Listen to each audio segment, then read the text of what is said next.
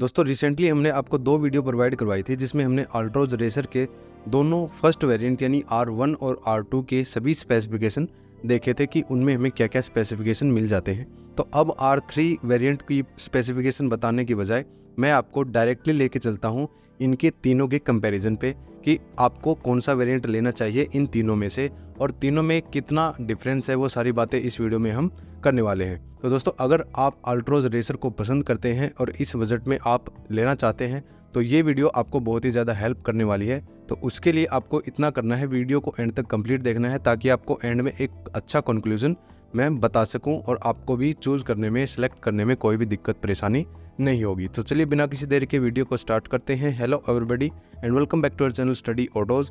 अगर आप चैनल पर नए हैं दोस्तों तो चैनल को कर लीजिए सब्सक्राइब, बेल आइकन को प्रेस करके नोटिफिकेशन बेल को ऑल पे सेट करके रखें ताकि आप आने वाली कोई भी इंपॉर्टेंट वीडियो की नोटिफिकेशन को मिस ना कर सके।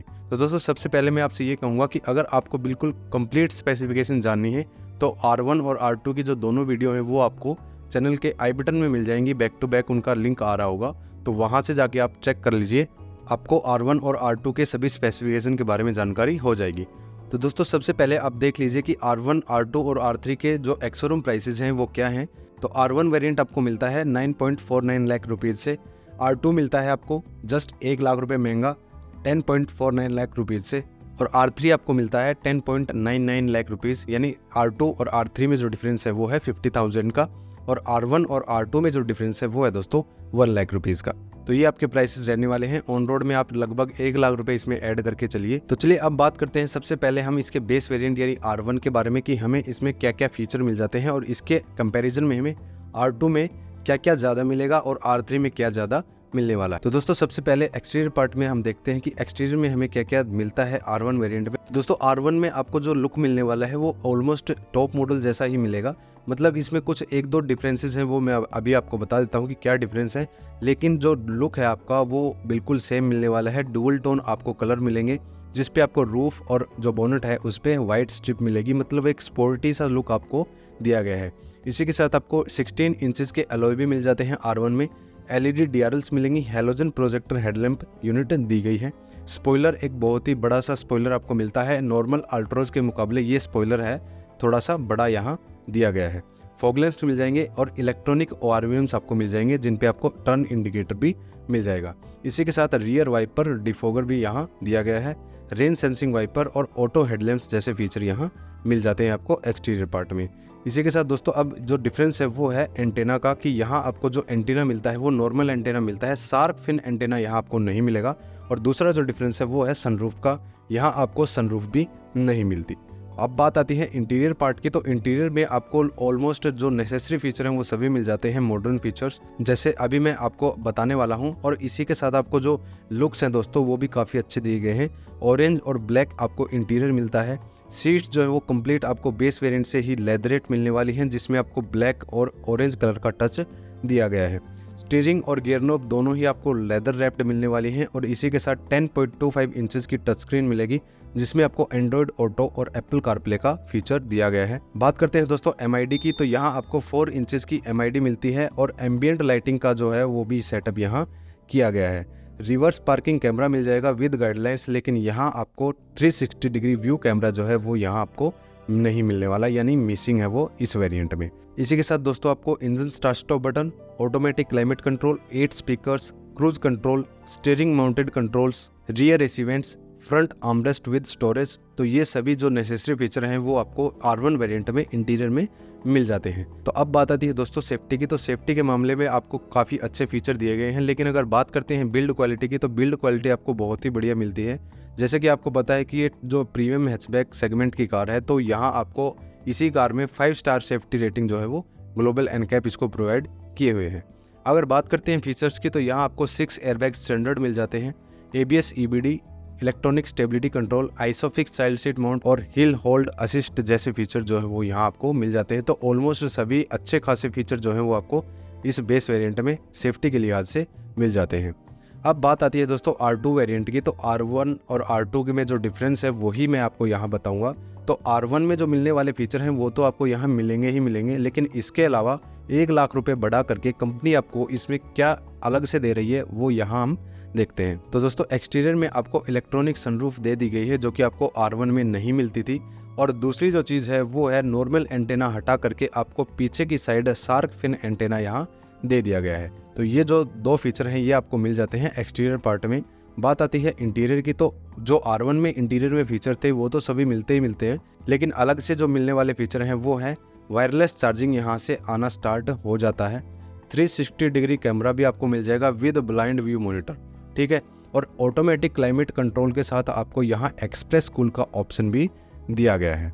इसी के साथ दोस्तों 7 इंचेस की MID यहाँ से आपको ऑफर की गई है, यानी पहले आपको R1 वेरिएंट में जो 4 इंचेस की MID मिलती थी वो अब यहाँ से R2 वेरिएंट से 7 इंचेस की हो गई है। तो ये थी दोस्तों एक्सटीरियर और इंटीरियर की जो फीचर ऐड ऑन किए गए हैं। अब बात आती है सेफ्टी की, तो दोस्तों सेफ्टी में कंपनी कोई भी कॉम्प्रोमाइज़ नहीं करती। जो आपको फीचर्स मिलते हैं R3 में वही आपको R1 में भी मिलते हैं, तो सेफ्टी के जो सारे फीचर हैं वो यहाँ सेम रहने वाले हैं। अब बात आती है दोस्तों इसके टॉप वेरिएंट की जो कि है R3 वेरिएंट, और R3 में जो है वो आपको डिफरेंस मिलता है 50,000 का R2 के मुकाबले, यानी R2 और R3 में जो प्राइस डिफरेंस है वो है 50,000 का एक्स शोरूम के हिसाब से मैं बता रहा हूँ। अब बात करते हैं कि R3 में आपको एक्सटीरियर में क्या ज़्यादा मिलता है इन कंपैरिजन टू R2, क्योंकि R2 में जो आपको फीचर मिलते हैं वो तो सारे R3 में मिलेंगे ही मिलेंगे। उसके अलावा आपको एक्सटीरियर में जो है वो कुछ भी ज़्यादा नहीं मिलता, कोई भी एड ऑन यहाँ एक्सटीरियर में आपको देखने को नहीं मिलेगा। इंटीरियर की बात की जाए तो इंटीरियर में आपकी जो फ्रंट सीट्स हैं यानी पायलट सीट्स हैं, दोनों ही आपको वेंटिलेटेड सीट यहाँ मिल जाती हैं। दूसरा जो फीचर है वो है आयरा कार्ड कनेक्टेड टेक्नोलॉजी, यानी IRA जो टेक्नोलॉजी है जिसमें आप अपनी गाड़ी को फ़ोन से कनेक्ट कर पाएंगे, तो वो भी यहाँ आपको मिल जाता है। इसके अलावा आपको एयर प्यूरीफायर भी दिया गया है, ऑटोमेटिक क्लाइमेट कंट्रोल जो आपको AC का फीचर मिलता है उसमें आपको एयर प्यूरीफायर भी अब दे दिया गया है। तो ये 3 फीचर्स हैं जो कि आपको 50,000 में कंपनी ऐड करके एक नया वेरिएंट दे रही है। तो अब बात करते हैं दोस्तों सेफ्टी की। तो सेफ्टी मैंने आपको बता दिया था कि सेफ्टी जो है वो हर वेरिएंट में सेम फीचर्स रहने वाले हैं। तो अब बात आती है दोस्तों कंक्लूजन की, और आपकी जो डाउट है वो दूर करने की बात कि हमें कौन सा वेरिएंट लेना चाहिए और सबसे ज़्यादा वैल्यू फॉर मनी वेरिएंट हमारे हिसाब से कौन सा है।